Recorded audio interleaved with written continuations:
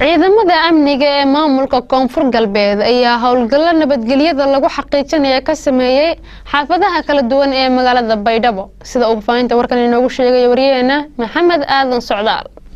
ciidamada ammaanka ee magaalada Baydhabo ayaa habeennimadii xalay bilaabay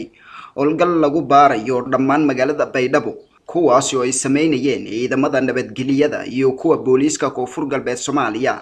waxaan wadooyinka iyo xaafadaha qaar lagu arkayay laamaha ammaanka oo baaritaano ku sameynayay kuwaas oo la xiriira xoojinta ammaanka iyo ka hortagida xog sheegaysa in ay jiraan dad doonaya in falalka ammaan xumo ay ka geystaan gudaha magaalada Baydhabo.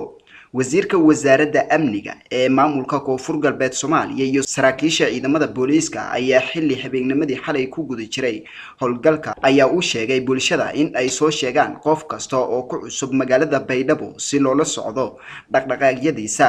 taliyaha ciidamada booliiska dowladda federaalka Soomaaliya ee gobolka Baay Korneel Maxamed Cabdiraxmaan Aadan ayaa hoosta ka xariiqay in howlgalku uu yahay mid lagu baari doono dhammaan qaybaha bulshada si loo ogaado dhaqdhaqaaqyada ammaanka iyo cidda lidigu ku ah ammaanka magaalada Baydhabo.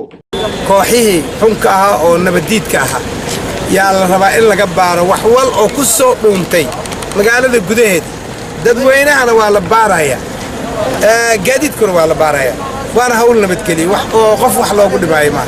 nimanka waxa waaye waxay nugula jiraan ma garanaysaa dabaal wax leeyahay nugula jiraan walba dhinac bay u goynayaan hadba dhankay u guuraan ma annagana waa la guureynaa la socdo marka dareen waxaan qabnaa in ay maaragtay cadawgu ay soo dirsadeen dad waxyaabaha qarxa wada marka annagana inaan gacanta ku dhagno waa xaalkeeda waxa macnaha ay kaga duwan. wasiirka wasaaradda amniga maamulka Koonfur Galbeed Soomaaliya Cabdifataax Maxamed Ibraahim Geesay oo howlgalkaasi horkacayay ayaa sheegay in xaalad degdeg ah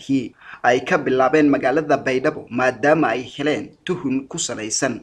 in ay jiraan kooxo ammaanka ka soo horjeeda. may jirtay xaalad degdeg ah oo dhiniga ammaanka ah guud ahaan ciidamada qiibosho shal duwan iheedo amniga mayba la geliyay heegan buuho taas oo macnaaje xogo oo dhabe oo la heliyo cadawga ka dhibaatay fadaw ummatunka nool Koonfur Galbeed Soomaaliya gaar ahaan degmada Baydhabo iyo deegaanada kala dhow howlgalka oo ka guud maybaan ka jiraan guud ahaan ciidanka oo dhan ciidanka booliiska ee mayba ku howlgalo haay gudaha magaalada Baydhabo ee ciidamada mayleeray qiibosho shal duwan haan xooga dalka Soomaaliyeed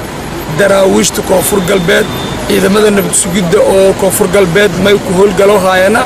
daafo magaaladu iyo meelo la ku galaw iyo meelo la ku bahaw. howlgalkan habeennimadii xalay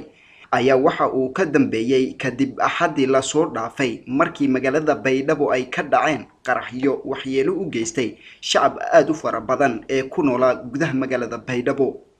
Maxamed Aadan Socdaal, Jubaland TV, magaalada Baydhabo.